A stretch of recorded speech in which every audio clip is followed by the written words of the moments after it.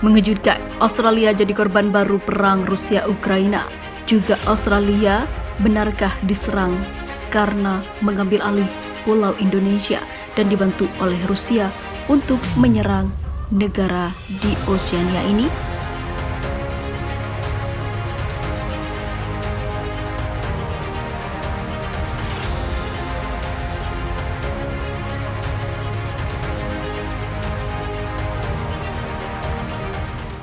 Perang Rusia dan Ukraina telah berdampak ke negara lain setelah India dan Belanda terdampak karena berbagai alasan. Kini Australia kena imbasnya.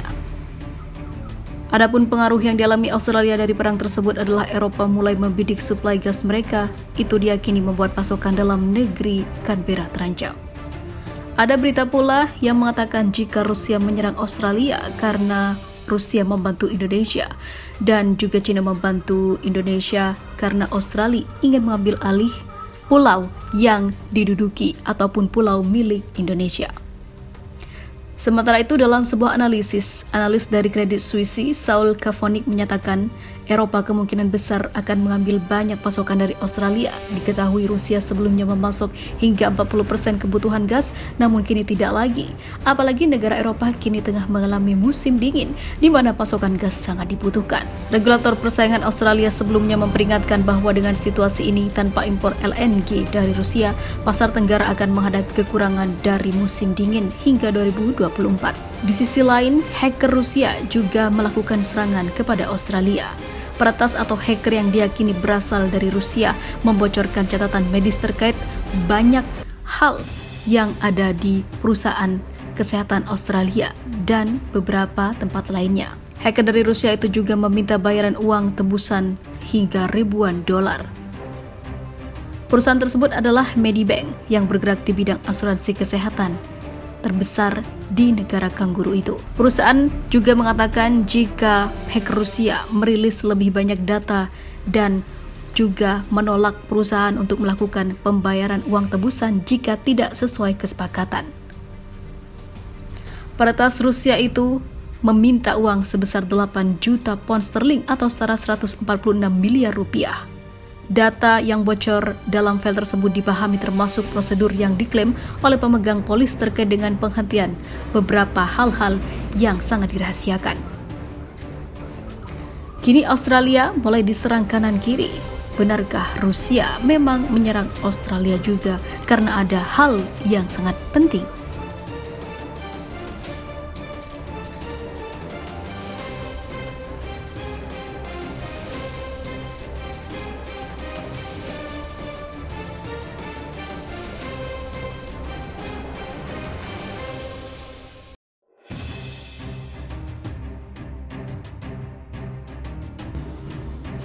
Rusia sakti, bom baru Putin pasti buat Eropa resesi.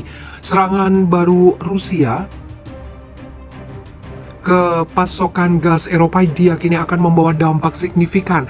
Hanya beberapa hari setelah raksasa gas Gazprom mengumumkan akan melanjutkan pasokan melalui pipa Nord Stream 1, Moskow tiba-tiba mengumumkan akan mengurangi alirannya. Kapasitas maksimal gas yang dapat dialirkan melalui Nord Stream 1 adalah sekitar 160 juta meter kubik per hari.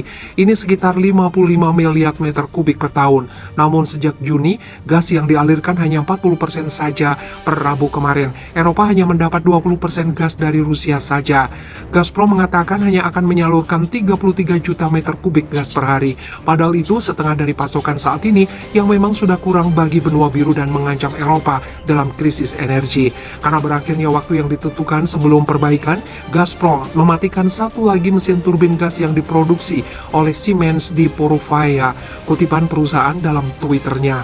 Presiden Ukraina Volodymyr Zelensky mengatakan langkah itu adalah perang gas dengan Eropa karena sanksi membela negaranya. Menteri Ekonomi Jerman Robert Habeck mengatakan alasan bahwa pemeliharaan adalah alasan, pengurangan pasokan adalah lelucon.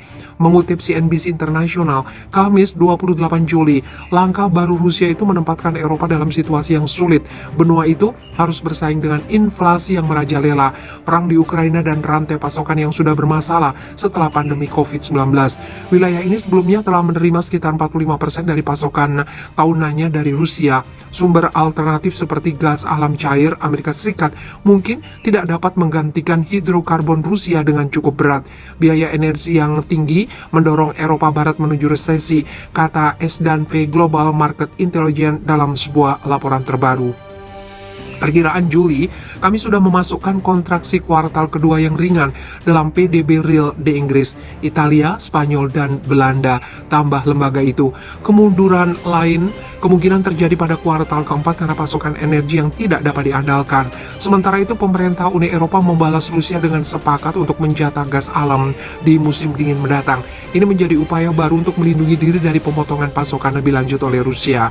Para menteri energi blok menyetujui rancangan undang-undang Eropa yang bertujuan untuk menurunkan permintaan gas sebesar 15% melalui musim gugur dan musim semi berikutnya ini, sekitar Agustus tahun ini hingga Maret 2023. Hanya saja rencana penjatahan gas tersebut juga nyatanya tidak disepakati dengan suara bulat. Sejumlah negara memiliki perbedaan pendapat. Hal itu pun menjadi sesuatu yang wajar di mata para ekonom, karena penjatahan penggunaan gas pasti akan berdampak pada sejumlah industri di Eropa.